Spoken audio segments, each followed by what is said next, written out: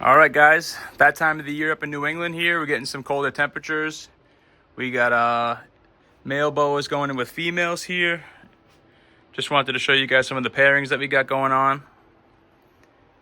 Start up here, we have a 2018 Sunglow. She's going to an IMG Motley. Both are proven breeders. The IMG Motley was not proven with me. He was proven with his previous owner. And he's het anerythristic. They actually created some babies I'm going to show you in a second here. But he's pitch black. He's got this crazy iridescence on him in different lighting. And then she's also 2018. Pretty big female. Probably my third largest. I'm going to show you one that's a little bit bigger than her after this.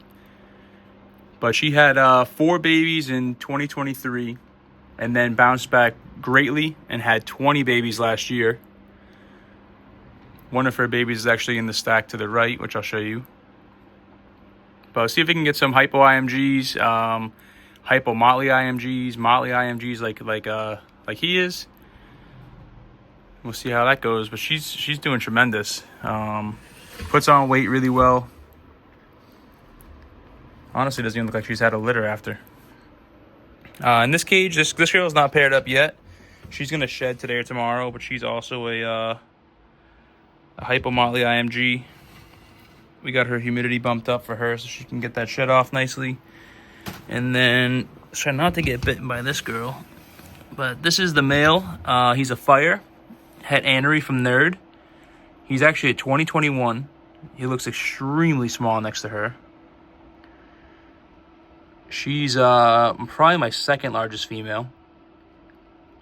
But a couple minutes ago, he was kind of, he was actually on her back and looked like he knew what he was doing.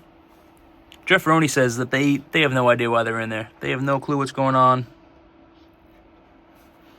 They don't understand, but maybe he'll figure it out. That'd be pretty cool. Get some super fire stuff.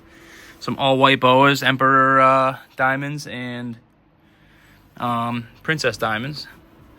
And then this last project down here is a hypo labyrinth that's het VPI, which we're not going to prove out this year because he's going to a hypo IMG Motley who's under here, who I think is visual anery. Not 100% sure.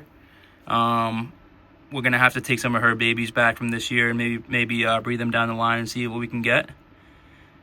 But this would be a cool pairing.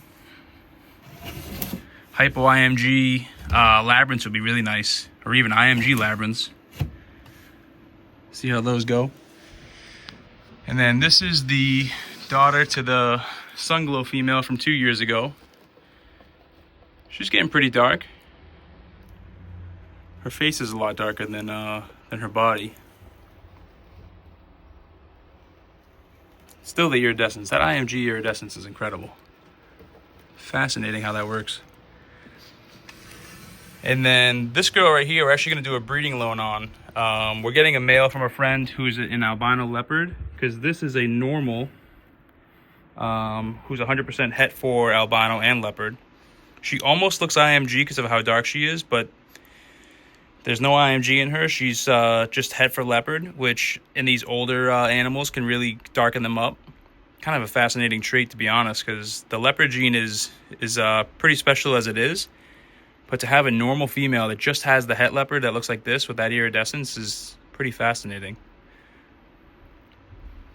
But we're going to put a albino leopard to her, see if we can get some more albino leopards and leopards. And then this girl is too young to breed. She's not going to go this year, but really pretty hypo Motley. With that stripes down her sides, which are really cool. Clean pattern on these guys. But we'll let her do a little bit more growing for the next year or two, and then we'll figure out a male for her. And then last in this stack, this girl's a little testy, but see what we can do. She is a Motley female who's going to one of the fan favorites in the whole collection, which is this IMG male from Nerd, who I got in 2020, who is absolutely stunning.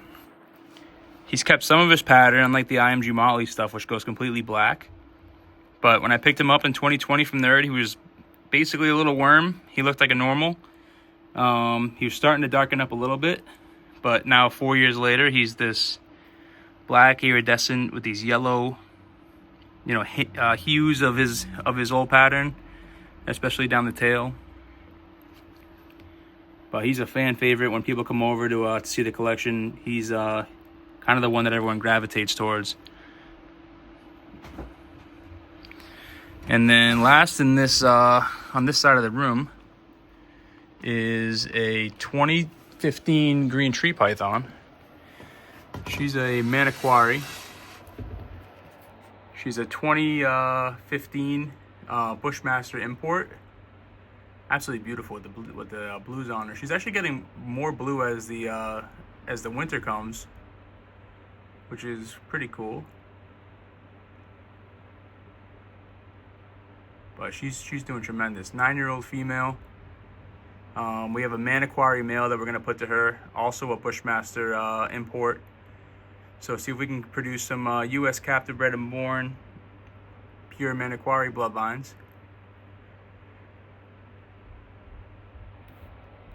And we'll go from there. But pumped for this breeding season. Gonna bring you guys along as much as I can. See if we can get more pairings done. I got a couple more pairings on the far side of the room that are gonna go through, so I'll show you those as they come. We got one Burmese python pairing this year, several boas. So stay tuned to what's going on. On this side of the room, we got 2 projects in this stack. This is where the IMG male over there lives. This is going to be an Annery Motley, who's 100% het for VPI, to a VPI Aztec. So maybe get some Annery Aztec VPIs and a whole bunch of hets. Down here is an albino female who has pushed her house around. She may go this year. I'm not 100% positive. Potentially going to put an albino male to her. But she's just coming up on size as a 4-year-old female. However, I'd like to wait a little bit longer and not force these guys. The albino gene is just awesome. Just a single recessive gene, but really brings out the saddles on these guys. Super nice. And then down here, this girl's not going to breed this year. This is a pure Sonoran leopard. She's really small. She's a 2-year-old female, so she'll go in a couple of years when we get her up to size. But really pretty snake. And we'll see how these guys do. The Annery in this Motley really brings this pattern out, which is nice.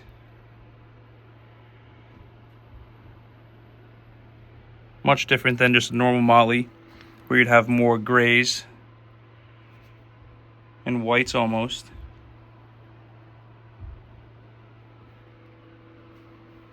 Let's go to the next stack. This last stack over in the corner, we only have 1 project going in this, maybe 2 for the breeding season. But this is this girl's too young to go. This is an albino Motley from 2022. Looks like she just had a fresh shed. Very nice. But her pattern is tremendous. A lot of Motley stuff in the collection. I know a lot of people work with Motley, but definitely one of my favorite genes. This girl in here, this is an Indie Motley, which I don't know too much about, to be honest. I'm not sure that there's a lot of people working with the Indie gene. I've seen a couple guys on Facebook post them, but see how this thing does. I mean, the Motley kind of gives it that full stripe down the back. But it'd be interesting to see what this does with maybe with IMG or maybe even Labyrinth, because the Labyrinth pattern kind of gives that striping too. So Indie IMG would, or I'm sorry, Indie Labyrinth would be nice someday. She's maybe a little too young to go, so we're gonna give her another year. And then this girl who needs a cage cleaning. This is my biggest boa by far. This is a 2018 female hypo het anery. She is massive, and she's not friendly in the slightest. So getting her out to clean is a little bit of a hassle, but we find a way to get it done with her. Slow and steady, slow movements. Let her kind of do what she wants to do. Let her move where she wants to go, and it usually ends up being okay. But we're gonna throw a male to her. Maybe the IMG Motley. That's het anery in the front as well. That'll be a repeat pairing with these two. And then this girl, I'm not sure. Maybe IMG. See if she's ready to go. They're all hugging the cool side, which is good. Other than this female who's not going to breed this year. But all my heat panels and such are on the right side of these cages. So for them to be on the cool side is always nice. Potentially means that they're developing follicles for the breeding season. So that's the last of the 4-footers. I'll show you guys some of the babies quickly.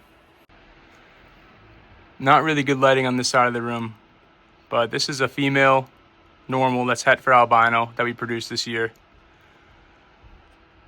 Her pinks are tremendous. I don't really know where the pinks came from. None of the other babies had pinks like this. But so we held her back. She has a rat pup in her. She just ate. But kind of see how that progresses as she gets older. And I don't really have another normal female in here, so it's always cool when people come through, into the shop to see stuff, especially if they're not too, fond of snakes. Being able to show them something like this, this is something that's found in the wild. This is a wild type gene. This is literally, if you were walking through the forest in Colombia, this is what you'd see. You'd see these hanging out in trees, searching for prey, that kind of stuff. And then every other animal in the room is a morph, that's based off of these animals. It's all the same animal, just a different morph. This is a crazy hypo IMG male from this year as well. The pattern on him is almost gone. He's got these like X's basically on his back. Also has a rat pup in him. But just compared to everybody else, his pattern just was like irrelevant.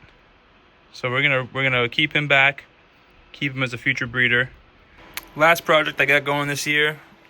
Just produced some babies last year, but some Chinese water dragons. Definitely not very popular in the hobby. I know some people love them, but kind of hard to take care of, especially with the spatial requirements that they have. That's Knox. That's a 2022 male. You're a 2022 male. Yeah, he's not a breeder. He can't breed. Sorry, just kidding. Another news. This is the female. Her name is Bixie. She's currently basking. I'm pretty sure she's full of eggs. She's looking pretty plump, and a lot more plump than she would have if she had a couple dubias, which she did yesterday. And this is the male. This is Mushu. He is actually fairly large for a Chinese water dragon. He's only a 2-year-old male, but will most likely only get larger. His spikes are great. True testament to the breeder. Her name's Damian Suter. DMS Dragons on Morph Market. These spikes are really hard to keep on Chinese water dragons. They need extremely high humidity. Without the high humidity, they can't shed correctly, and if they don't shed correctly, they actually lose their spikes. But she took care of him for the first 6 to 8 months of his life. He came here. He's now in a huge tent with his wife, and they're doing tremendous. So see if we can get some babies from these guys again. That was kind of I've had these guys, not these specific ones, but I've had Chinese water dragons for about maybe 15 years now in my life. And this past year was the first year I've been successfully able to reproduce them. So pretty cool lizard. Not as big as an iguana, but definitely just as pretty. And if you're talking to me, prettier. These blue stripes on them are absolutely tremendous. But hopefully she'll lay some nice eggs again, and we'll see if we can get another set of babies out of them. That's really it for this year. We'll see how the breeding projects go. I'll keep you guys updated throughout the breeding season, especially when I pair the Korean tree pythons up. We'll keep you updated on ovulations.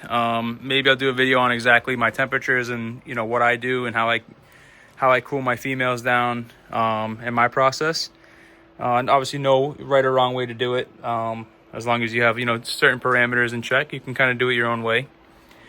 But keep you guys updated on what happens, and we'll go from there.